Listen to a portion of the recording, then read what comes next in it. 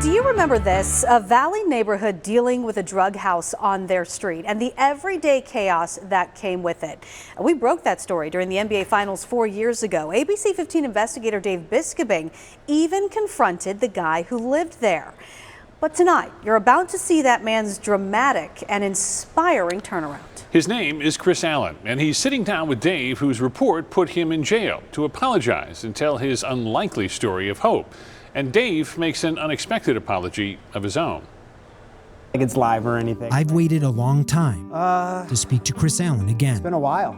It has. Like 4 years. It has. I think the last time I saw you, I knocked on your door.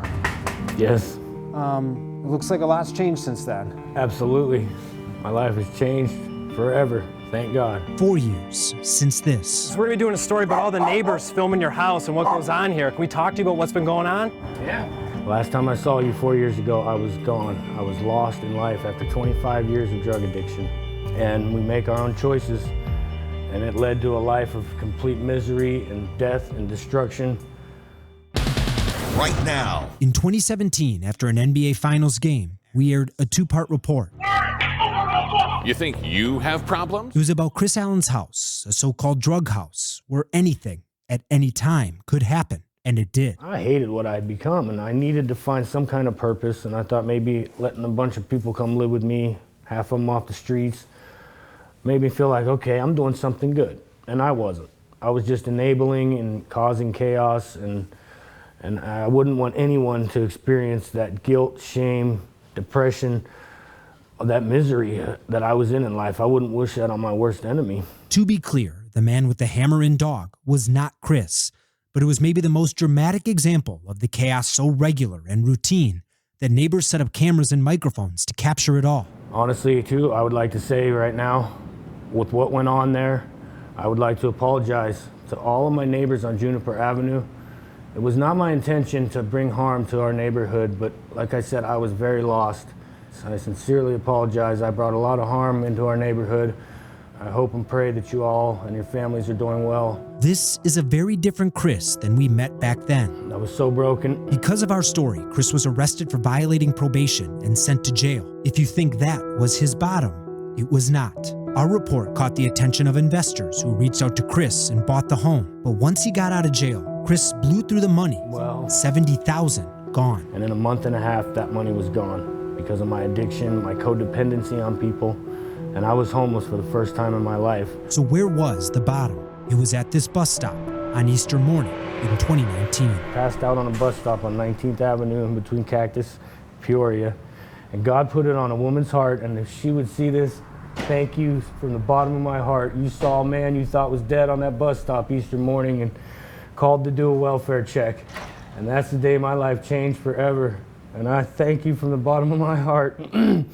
Chris was arrested, released from jail, sent to the Salvation Army. From there, he entered the Phoenix Rescue Mission, an Arizona faith-based nonprofit that helps hundreds of men and women overcome homelessness and addiction. He credits the mission and his newfound faith for saving his life. It's where we recently interviewed Chris, exactly 4 years to the month after we last spoke to him. You know, there's something kind of I want to get off my chest a little bit. I mean, but I'm going to ask you a question first, and that's how did you feel about our story, about what was happening in the neighborhood, and about you? In that life, I honestly sat there and watched it and laughed. That was a way to hide so much of my pain, was laughter. It was just a facade. It was a mask. But really, like you said at the end of that, when you were talking to me, what you heard come out, I was broken. He was, quote, broken. And for several minutes in front of a huge audience, I put him on TV, shirtless and probably high. Now, in the last 4 years, a lot of news outlets have made considerable changes, deeper discussions and decisions about covering crime, especially minor, nonviolent ones. A common example, no longer publishing daily or weekly mugshot galleries, and that's including here at ABC 15. So looking back, was the way I handled the story and Chris 4 years ago really all that different? And you don't feel guilty about it. I mean, I know, but I mean, my actions lead to consequences, and so do mine, to be honest with you. All of us do. Yeah. Listen, I mean, the news is my stories. They have consequences too. They carry, they can have impact. I mean,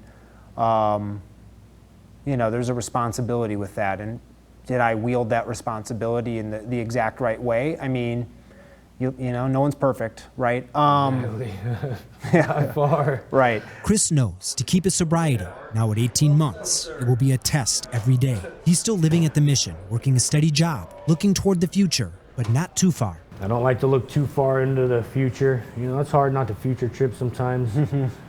But I'm grateful that I can do that with a joy and know that I do have a purpose in life and have some plans. Okay, I thought so. I was trying to figure out, like, His biggest plan, work with the Mission and help others like him.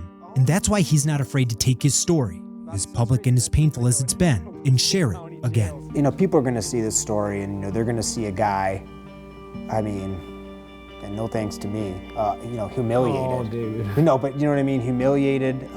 You know, someone who, you know, caused trauma for people in the neighborhood. Someone who, you know, was dealing with, you know, a hell of a time in their own personal life. I mean, you know, that not only were you at the bottom, you know, we put you on TV. So I mean, but people are going to see this now.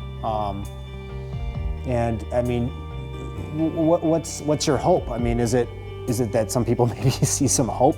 And that is, I really, that would be one of the biggest blessings, to know that maybe one person even that thinks that they're too far gone, that might see this, to know that you're not too far gone.